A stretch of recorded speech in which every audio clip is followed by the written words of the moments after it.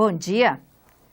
Desde 2007, o Brasil não faz um censo agropecuário. A atividade agrícola contribui decisivamente para o superávit na balança comercial brasileira, mas faltam dados atualizados sobre o setor. O assunto vai ser tratado daqui a pouco em audiência pública da Comissão de Agricultura e Reforma Agrária.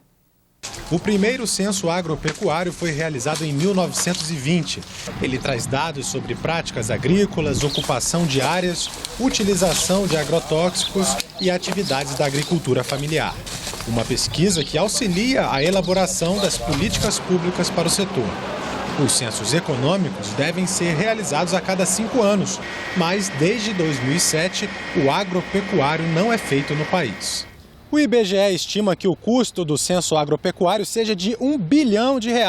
Seriam contratados 60 mil pesquisadores e visitadas 5 milhões de propriedades. Mas com o ajuste fiscal, o Ministério do Planejamento não incluiu a previsão desse gasto no projeto de lei de orçamento da União para 2017.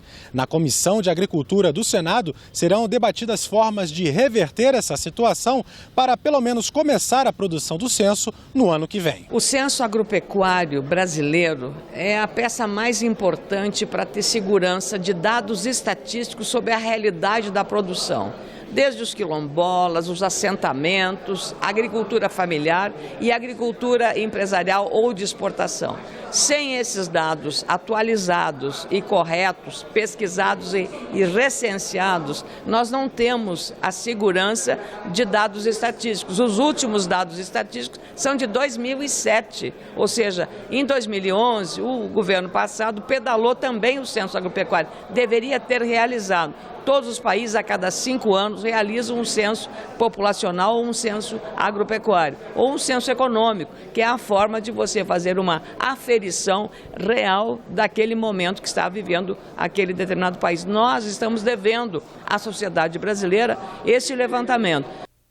A comissão de juristas, que vai apresentar uma proposta de lei geral do desporto, faz 3 audiências públicas hoje sobre o Sistema Nacional do Esporte e o financiamento público do setor. A primeira será às 9 horas, a segunda às 9h30 e a terceira às 14 horas. Os líderes partidários se reuniram para definir as prioridades de votação até o fim do ano. Saíram com um calendário para a proposta de emenda à Constituição que limita os gastos públicos por 20 anos.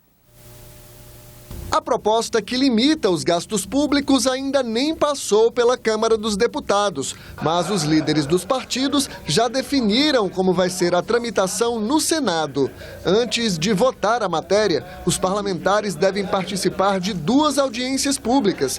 A primeira, na Comissão de Constituição e Justiça. A segunda, no plenário do Senado. Nós vamos ter 2 convidados.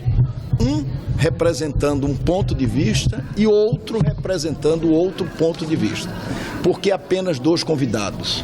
Para não minimizar o debate entre os senadores. Nós não temos a menor possibilidade de votar no texto em tramitação na Câmara Federal. E é por isso que estamos tendo um debate com igualdade de armas para que possamos esclarecer a opinião pública e, a partir daí, a opinião pública pressionará os senadores para que ele tenha uma posição de acordo com a sua vontade. A votação na CCJ está marcada para o dia 9 de novembro. De lá, a PEC 241 segue para o plenário do Senado, onde deve ser votada em primeiro turno no dia 29 de novembro. O segundo turno está marcado para 13 de dezembro. A importância desse acordo, que envolveu todos os partidos da situação e da oposição, é de que ela garante a votação da PEC 241 ainda nessa sessão legislativa e, por outro lado, garante a todos os partidos da situação e da oposição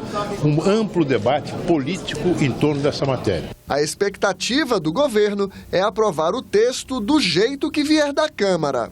Que ele seja promulgado a emenda logo depois de votação no segundo turno. Mas isso vai se ver ao longo da tramitação. Mas a oposição vai tentar barrar o limite de gastos, mesmo que a PEC seja aprovada. Vamos fazer uma emenda para que a proposta de emenda constitucional, após aprovada pelo Congresso, seja submetido a um referendo público. Uma proposta de emenda constitucional que vai alterar tão drasticamente a vida do brasileiro nos próximos anos, não poderia ser uma decisão somente do Congresso Nacional.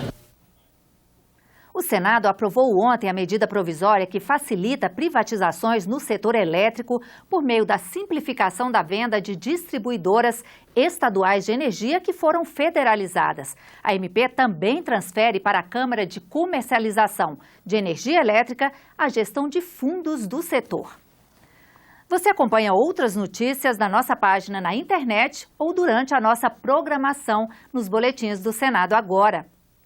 Obrigado pela audiência e uma boa quinta-feira para você.